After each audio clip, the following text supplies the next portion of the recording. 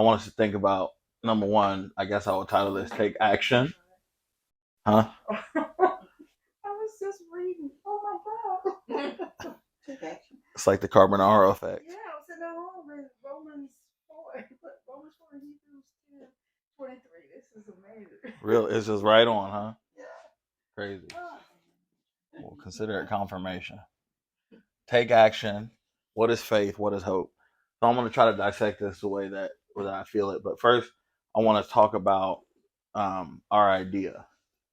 Our idea. What ideas do you have? It's important to know what your ideas are. It's important to write them down.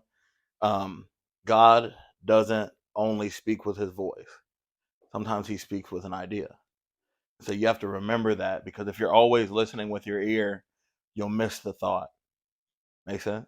Sometimes God speaks by way of a download. He speaks by way of an inspired thought, an inspired idea. Jeremiah 29:11 said, I know the thoughts that I have toward you, saith the Lord. I know the plans that I have toward you. That word, it actually means the inventions. God was saying to Jeremiah, I have an idea of the inventions that I have for you. What is an invention? An invention is a solution. There is not one thing that has not been invented that is not a solution to a problem. God said, I'm going to make you the solution to a problem. In another scripture, he told Jeremiah, he said, you are my battle axe. What is an axe? An axe is a solution for a certain thing. So God was saying, I know what thoughts I have for you. I know the inventions that I have for you. And the reason why that's important to understand is not only that God has thoughts and ideas for us, but because we're made in his image, we have permission to have thoughts and ideas as well. And you have the ability with the idea of heaven to begin to monetize off of those things. Before there was ever a Publix, before there was ever a Walmart, before there was ever a Target to go to, there were crops, there were animals, and this is how people lived, and this is how people survived. The monetary value before there was ever any Publix or store was in agriculture. So what is agriculture? Agriculture is the idea of God in the earth to produce something that people can live off of and monetize off of. Make sense? But we didn't need a cashier for monetization to happen. We didn't need a Publix. We didn't need a sports store. We didn't need a football game. We didn't need none of that. People were still producing and creating and multiplying before any of that stuff was here. But it all started with an idea. We are allowed to have ideas. You need to realize that you're allowed to have ideas. You're allowed to create from your idea. This is the problem, is how do we get from our idea to our promise? How do we get from the idea to the manifestation, the hardest part? The idea is the easiest part. And the reason sometimes why we have so many ideas and we keep having so many ideas and we get tired of having so many ideas and we're getting overwhelmed by so many ideas. It's not the ideas that are overwhelming. It's the lack of how do I get here? How do I get to the promise? How do I turn this idea into a promise? What are some of the hindrances of that? Here is the water, and you can't swim, and you don't have a floaty, and you have to get from your idea to your promise. How in the world are you going to do that? In Christianity, we talk a lot about faith and we talk a lot about hope. Anybody know what the definition of faith is in Hebrews 11? It's the substance of things hoped for, right? So let's look at this real quick. It's faith is substance. It's the substance of things hoped for, right? And the what? And it is the evidence. How do you spell evidence? Is this right? Of things, evidence of things, substance of things hoped for, and the evidence of things not seen, right? Okay. So if we break faith up into two things, you know what we have here? We have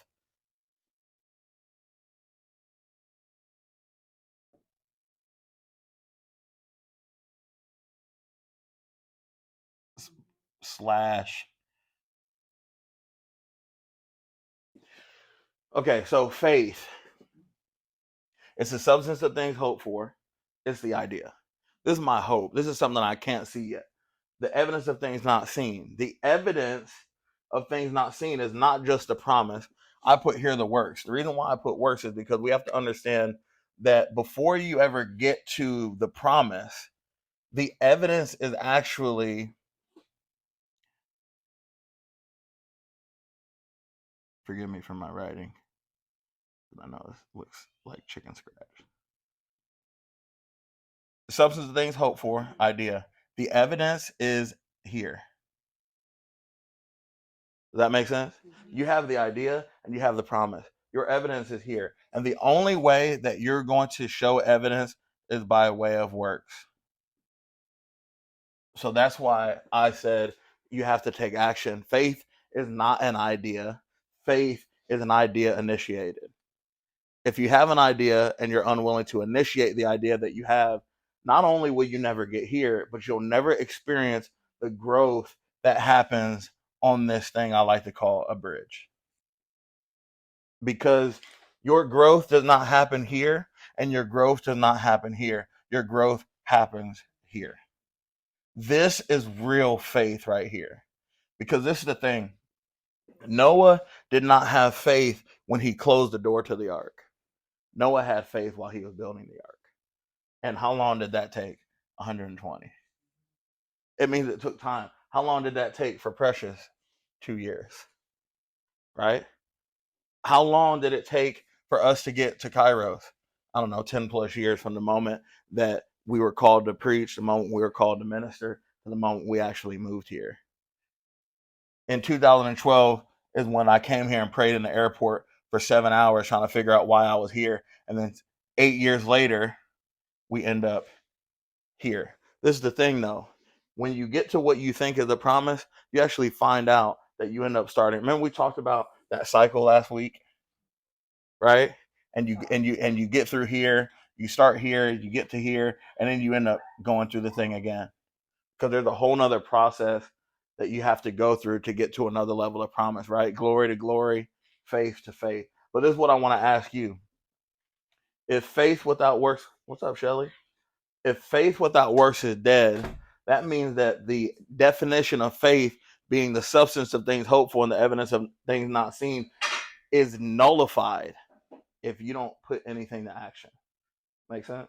So you got to act. You got to take action. You got to have faith. You got to have hope, and you got to take action. If you have an idea, but you're not initiating the idea, it's most likely because you actually don't believe.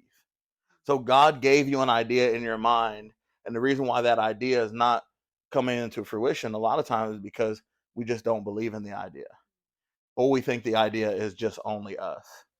But I want to help you guys. Like, if God gave you the idea and it was His job and His will to see the idea come to fruition, that means He has to believe in the person He gave it to. So why is it that God believes in you but you don't believe in you? I want you to think about that. Because in church, we have so much false humility that says, well, if I believe in myself, that's selfish. No, like you have to believe in yourself to get something done. If God believes in you, you should believe in you too. Make sense? If your child said, I don't believe in myself, you would then begin to affirm them and reassure them of who they are. God would do the same thing, affirm you and reassure you as to who you are. How long do I have to be with you? You should know how to cast a demon out. I made you for this. Somebody say, I'm made for this. You have to learn to say that about yourself. But I want to know, what are your pain points? You have the idea. You can see the idea in its fullness, but what are your main hindrances of the bridge? I want you to just throw them out. What is the reason why you can't get from your idea to your promise? What is it? How to get started? Who else? Just throw them out. Fear. You said money. What if?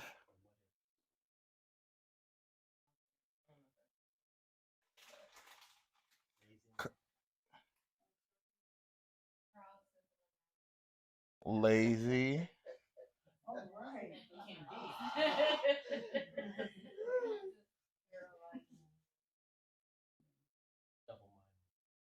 That's good.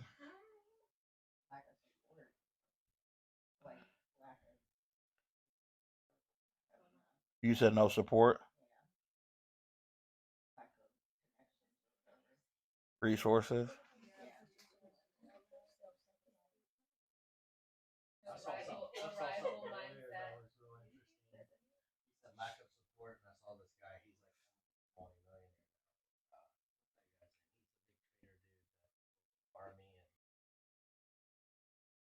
Let's start with don't know where to start. If we go through this, I'm pretty sure we could probably find solutions to all these things. I think one of the biggest things here that actually has created this list is this one word: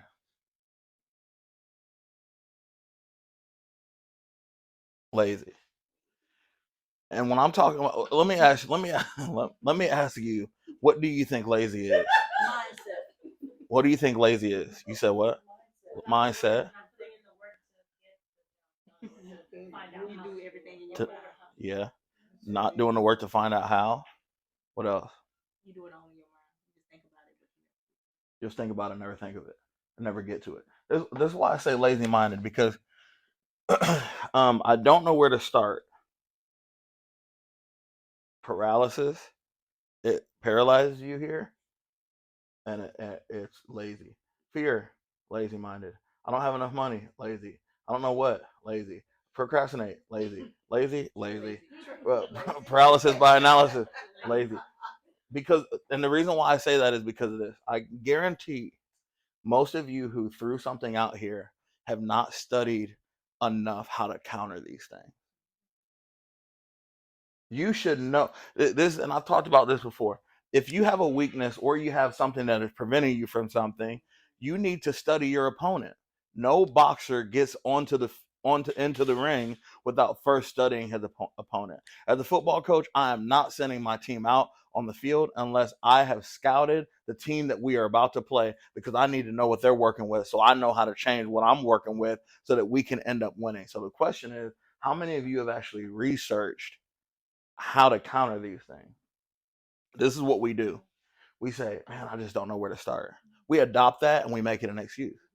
I just don't know if I could do it. I'll just keep procrastinating. I'm just paralysis by analysis. I'm double minded. But like, do you know how to defeat double mindedness? Like, where are all of your scriptures that counter this? Where are your scriptures that counter paralysis by analysis? Because really, paralysis by analysis is double minded. Your lack of resources. What are you investing in? Who are you asking? What books have you read? What videos have you watched? What Arrive. I don't know. What was this one again, Shelly? The Arrive? The Arrival mindset. And what did you say? Like have everything together before you. That's a good one. A lot of people get stuck in analysis by paralysis because they feel like they have to have all the ducks in a row in order to get it, which in reality stems from perfectionism.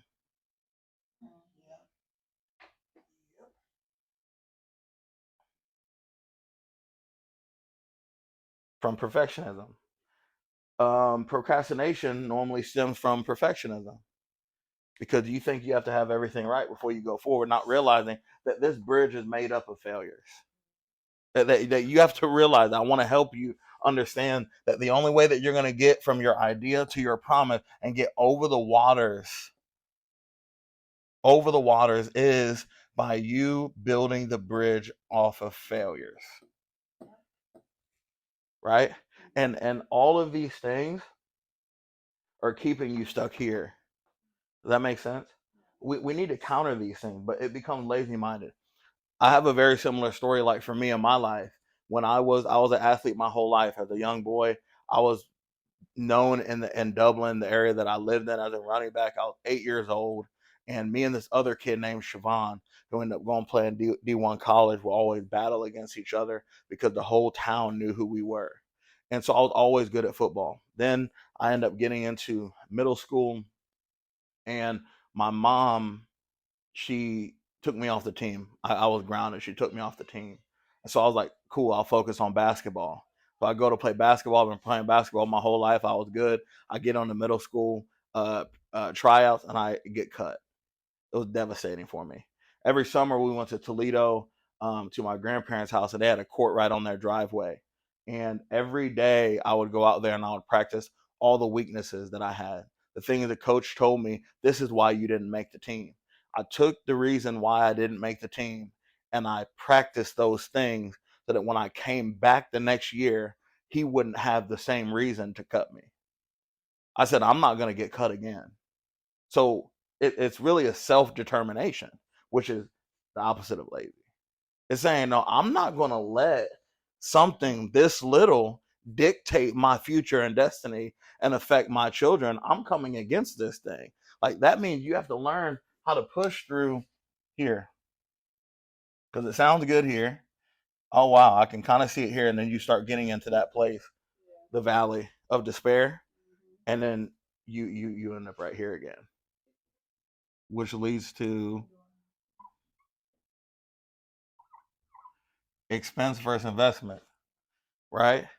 Because all of these things right here will send you into investing mode, or I'm sorry, expense mode, because you're spending so much time on why your idea is not working instead of investing your time in what can make your idea work.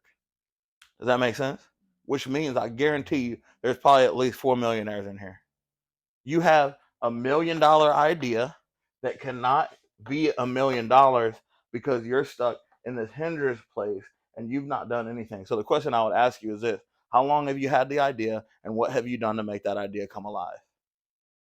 And most of you will not have legitimate reasons as to why you're not at least right here. Does that make sense?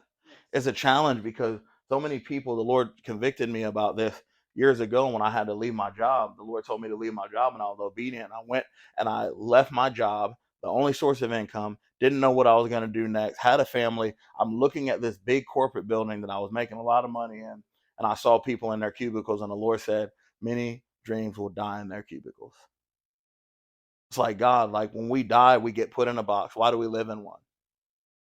Think about that. How many people will die on a computer? Die with their passion that they never got to unlock. Die with their idea that they never got to unlock. How many of you are really actually ambitious about your idea? And not about life, not about going through the motions, not about what your everyday schedule is. Some of us need to change our schedule so that we can have a better, more time. I went through a system for some of you that were in some of my coaching where I broke down the average person's lifestyle from how long you work, average American works, how long the average American sleeps, how long the average American spend time with their kids, how long you run errands, how long you do nothing. When I get done going through your entire week, you still have 15 hours left. After you've slept for 8 hours, after you've worked for 40 hours, after you spent 10 hours with your kids, after you've ran errands, after you've done 2 hours of absolutely nothing, you have 15 hours a week that you have real no excuse why nothing is getting done. I have no time. Yes, you do. The time that we say that we don't have is actually the time that we're unwilling to make. The time that we say we don't have is the time that we're unwilling to make. And so how are we going to get to promise if we don't have time? If we don't think we have time? How do we get to promise if we don't make time? How are we living by faith? Because living by faith is not just you not drinking, cussing, smoking, but living by faith is you fulfilling the will of God for your life. And fulfilling the will of God for your life is not just a 9 to 5. Now, let me preface this. Working a 9 to 5 is great to help you begin to discipline yourself, to be integral, to learn the system, to learn how to serve, to learn how to manage things, et cetera, et cetera. But once you've been faithful over a little thing, I'll make you ruler over much. The key is, how many of us are forfeiting the ruler season of our life because God is trying to open a door that we're not willing to actually walk into? How many of us are stuck in a cage with the door open because we keep allowing these to be our excuse? How long are these going to be? Because we're not going to be able to get to heaven and say, Lord, I just struggle procrastinating. Like whatever, and watch this, whatever you struggle with study and intentionality of getting mad at that thing and saying, I can't keep letting this be my life. Once you overcome it, guess what? You can actually monetize off of the people who struggle with procrastination. You don't anymore because you overcame it. You found out the key to defeat the enemy of procrastination, and now you have the ability to get a key for somebody else to break through. Does that make sense? Like, y'all, listen, like, you know how many people are making money trying to help people get out of fear? You know how many people are helping people make money from getting out of procrastination? You know how many people struggle with double-mindedness who need help so that they can actually produce something and create something? You have the ability to create a business from something you overcame already. Does that make sense? Like, how long are you going to be here? All these things right here come back to this. You're lazy-minded. So even when it comes down to ministry, I've started getting like this more and more as people begin to get to know me. When you ask me a question, I'm going to say, figure it out. Just like I tell my kids. Because if our kids never have to do it on their own or do a hard thing, what's going to happen in real life? So they're on their phones all the time. Hey, Dad, how do you X, Y, Z? Google it. Because you're going to teach them research. So you're teaching them out of this. Just if you don't, because our lazy mindset says, hey, do you know X, Y, Z? And they say no, and then you stay here. Hey, do you know this? No, you stay here. Like, you have to get to a point in life where you don't take no for an answer. I'm going to find out. I'm going to find out what I need to do to get X, Y, Z so that I can get to promise, because you want to fulfill the will of God for your life. So all these things right here are hindering us from moving this way, which means we have to develop the right mindset in order to get there. What else do you think we need to get to the other side? I'm going to say consistency, discipline. What else? That's a good one.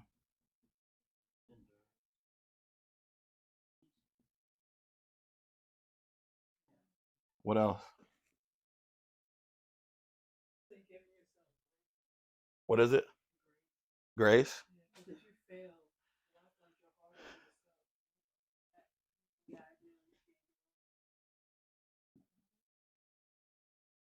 Grace.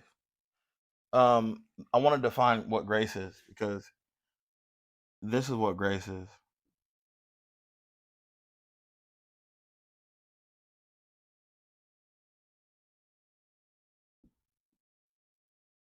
It's ability. It's permission, right? Like, we sometimes can overcomplicate what grace really is, but grace is actually the ability to do something. You have to do something consistently enough that you learn to believe in it so much you can go autopilot. And the more you do something, the more you'll understand the grace that is on your life. It's not the grace growing, it's actually you growing into the grace. Does that make? But the question is, do you believe this is what God called you to, who God called you to? Let me help you with this. This thing right here is the idea. The same idea that God gave Joshua is not the same idea God gave me. The same idea God gave Joy is not the same idea God gave me. Why? Because the idea is connected to the grace, and the grace is connected to the ability, and the ability is what's going to get you here. But the kryptonite of grace is this. The kryptonite of grace is this, which you know what this is too. The kryptonite of grace, pride.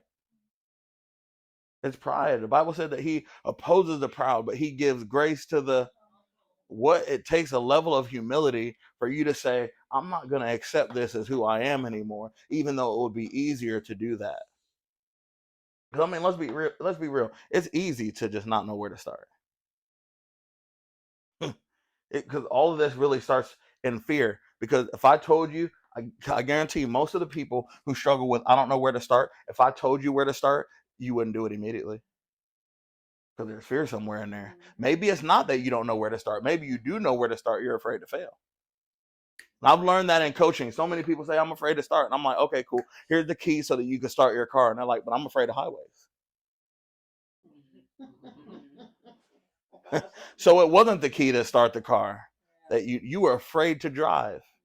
So maybe it's not that you're afraid to start. Maybe you're afraid to drive. Maybe you're afraid of the other cars. Maybe you're afraid because somebody else hit a pothole and messed up their tires. Maybe you're afraid because you saw somebody else get in an accident. So you're not afraid to start the car. You're just afraid to drive. So you have to actually define what this means, because Rosalind's afraid to start may be different than Ashley's afraid to start. Can you dissect your hindrances so that you can learn them, so that you can counter them, so that you can actually get to where God's calling you to get to? What is the bridge? What does it take? If I can wrap this up in one word, I would say consistency. Don't stop. And continue self-development. Continue self-development, understanding who you are, and also understand who you're not. Because when you understand who you're not, you know what to say no to. Self-motivation is everything. Paul told Timothy, he said, stir up the gift in you. I'm not. He said, stir up the gift in you, Timothy. The Lord didn't give you a spirit of fear, but love, power, and a sound mind. What was Paul talking about to Timothy? In a troubling time, do what you're called to. How many of you are called to the same thing that Timothy is called to? Not most of you. But what is the gift in you that God is calling you to stir up, you to be consistent in? The reason why your flame is losing its power is because we keep getting stuck here instead of knowing what it's like here. Grace is the oxygen to your flame. Grace is the oxygen to your flame, and humility is what begins to grow that flame. So walking in the thing that you're called to. How do you walk in faith? Open a book. How do you walk in faith? Study something on YouTube. How do you walk in faith? Pay for coaching. How do you get in faith? Get a mentor, because you're saying the evidence of where I'm going that you can't see yet is the fact that I spent this on this coach. I spent that on that mentor. I did this. I read this book. I studied for 2 years. There's probably some things that Precious did in those 2 years that if you ask her to do it again, she wouldn't do it the same way. There's probably some things in the 2 years that she's done it that she would probably tweak if she had to teach somebody else to do it. Because she had to learn, though. She did this. She learned along the way. And when she gets to here, there'll be a whole nother idea that will lead to a whole nother grace. Because you know what it ends up looking like? It ends up looking like this. Your idea.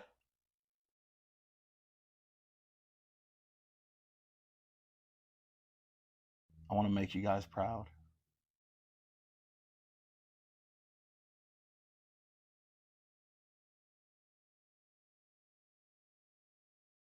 Did I make you guys proud?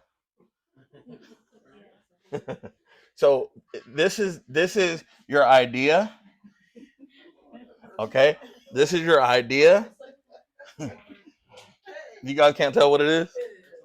Okay, cool. It looks like other things, but like a gas can. I don't know. It's just ugly looking, but this is your works. Okay, this is your works. This is your idea. It is easy to have an idea in the ground. It is not easy to water every day. It's easy to have an idea. It's not easy to water. The reason why our ideas never grow the way we need them to grow is because we don't water. The reason why we don't water is because we're stuck in our hindrances, because we're actually lazy minded. So what we do is we keep our gift buried without ever bringing multiplication. The only way it can multiply is if you work, right? They immediately went and traded their gift. They exercised it. The water is the exercising of the seed. What happens to the seed after idea? I want to get you guys out of here, y'all. I could do this for hours. Roots. It's always going to root first, right? Before you ever even see anything manifest, it begins to root first. This is where people give up, because you can't see the root. You didn't know that the things that you've been frustrated with, why the thing's not working, is actually working for you later, because you're rooted enough that when the storm comes 3 years into your business, it can't knock your tree over because you are rooted. Why? Because you went through the necessary failures that you needed to create a root system before this thing started to sprout. Once you can finally start seeing it, you get excited because you worked on your idea. Your idea became something, and when it becomes something, it begins to grow. And then what happens? You now got the promise because I finally get to see it grow. But then you end up right back here because your tree begins to what? Branch. This is what business looks like. This is what streams look like. Then once you start getting good, you start understanding that you need an idea that is going to create a stream that the roots can connect to, because blessed is the man who trusts in the Lord, who plants his tree by the stream so that his roots will never be without, that even in a drought, they'll still prosper. What do? You have a stream that feeds your ideas so your ideas can feed you. That makes sense?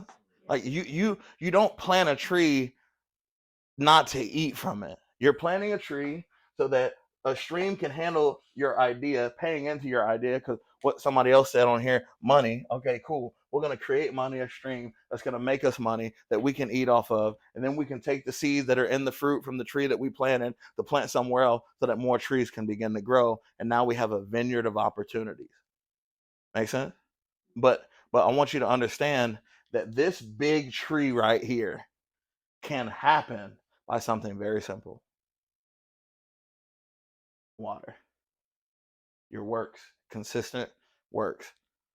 What is your idea? What do you have to do to take action so that you can get from one side to another? Any questions?